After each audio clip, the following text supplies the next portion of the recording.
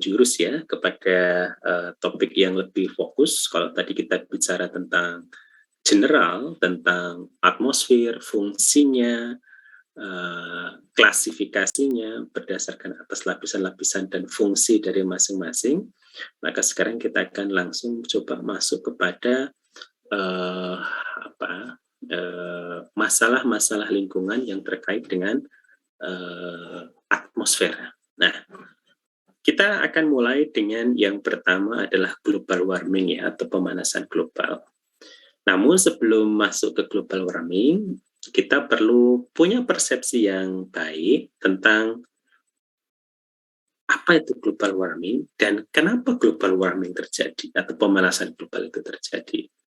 Nah, global warming terjadi itu sesungguhnya terjadi karena adanya efek rumah kaca atau greenhouse effect. Sehingga pada kesempatan ini kita akan mencoba diskusi ke greenhouse effect-nya dulu. Kalau Anda memahami tentang prinsip dari greenhouse effect, Anda akan memahami, oh global warming itu adalah seperti itu. Begitu ya, maksudnya global warming terjadi karena adanya efek rumah kaca. Oke. Istilah efek rumah kaca pada awalnya itu diperkenalkan oleh Jean-Baptiste Joseph ya, yang mengamati tentang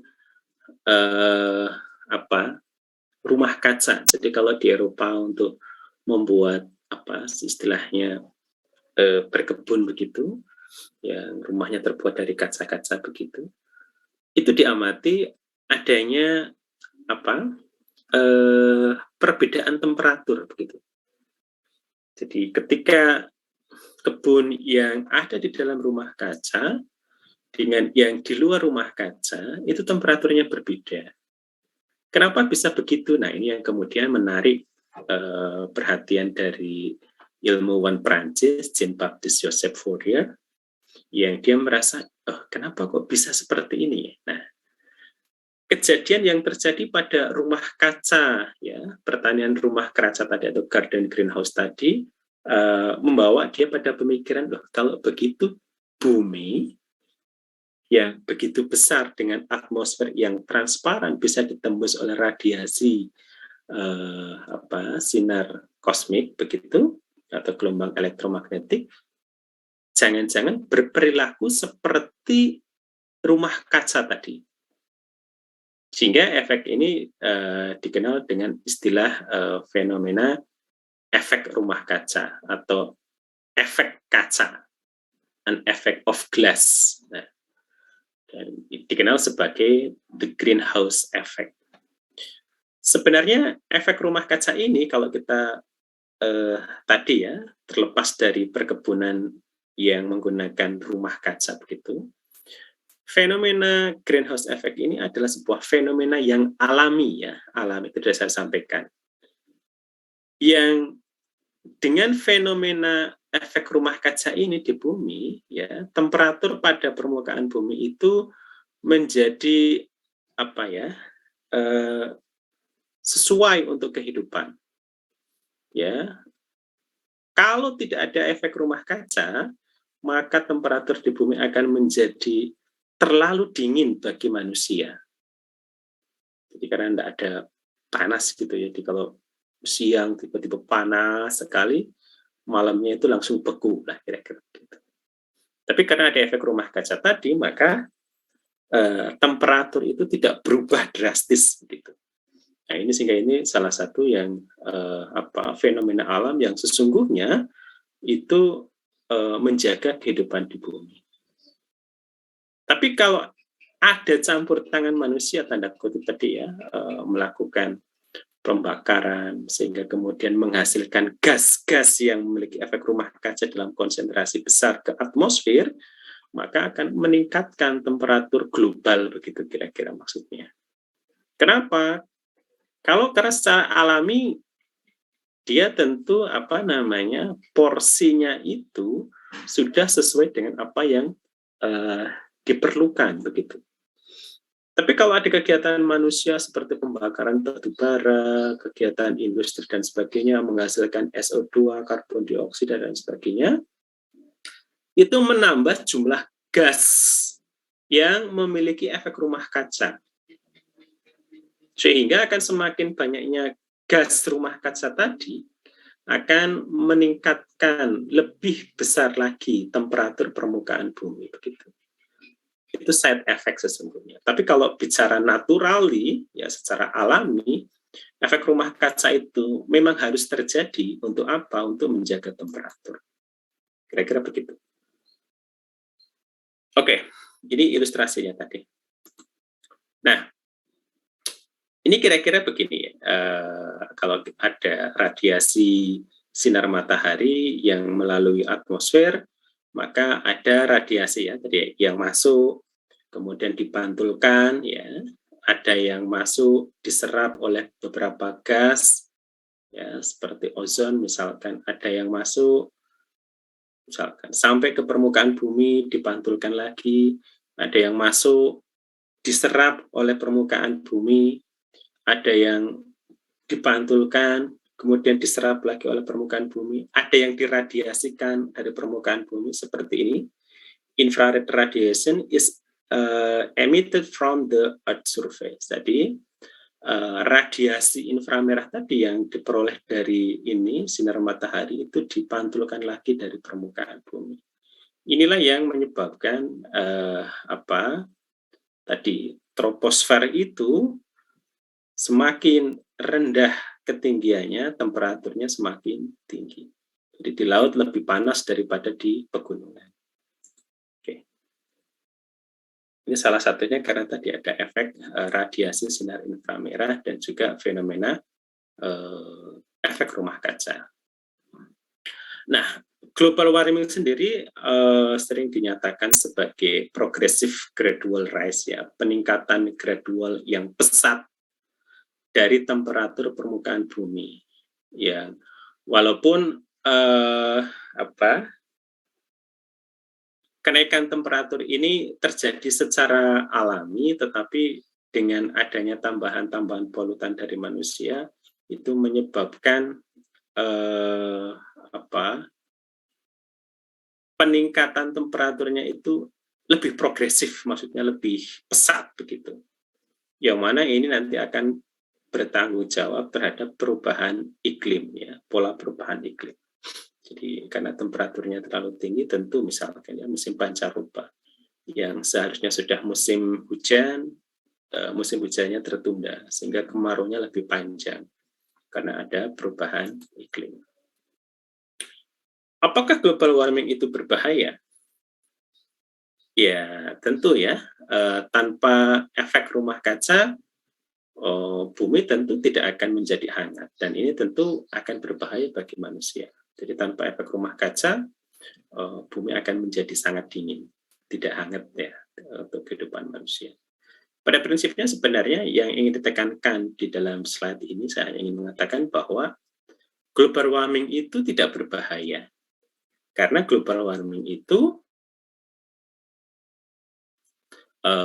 fenomena alam biasa, tanpa manusia tanda kutip mengintervensi. Global warming itu fenomena efek rumah kaca sendiri itu sudah ada. Karena di atmosfer ada gas CO2, ada NO2, dan gas-gas yang lain yang memiliki sifat seperti efek rumah kaca. Nah, di sini global warming tadi yang imbas dari manusia tadi adalah ketika ada intervensi dari manusia yang menyebabkan gas rumah kaca yang ada di atmosfer itu jumlahnya meningkat karena pencemaran udara, ini berpengaruh terhadap tadi ya perubahan iklim global warming begitu. Itu prinsipnya.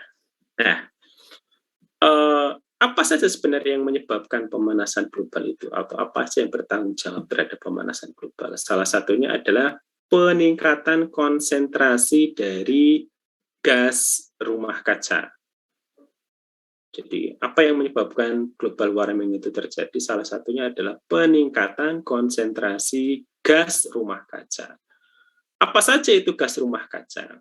Ada karbon dioksida, ada metana, ada senyawa nitro, ozon, dan sebagainya.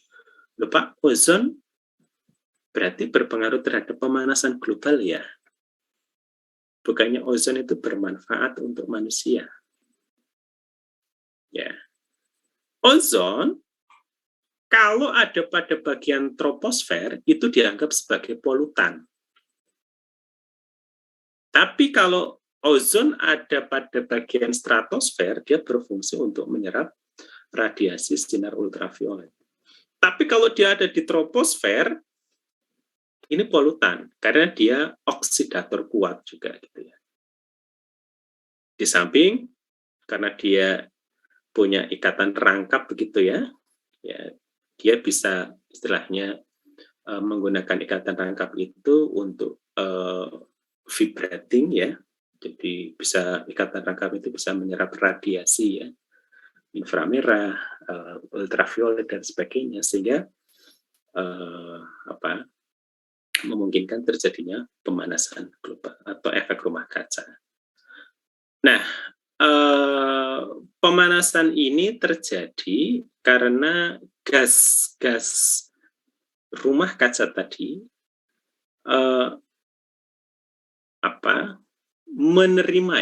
menerima radiasi sinar matahari dan menyerap radiasi inframerah. Jadi inframerah itu identik dengan radiasi panas begitu. Di sinar inframerah itu penghasil panas gitu ya. Jadi cenderung panas. Berbeda misalkan dengan sinar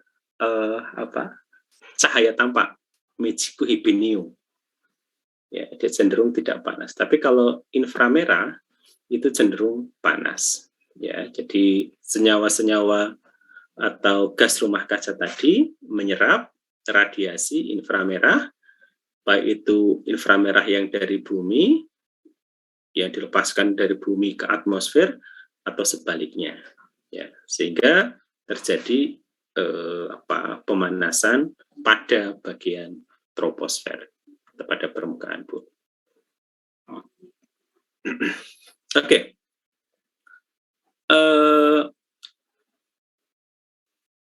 Apakah gas rumah kaca itu?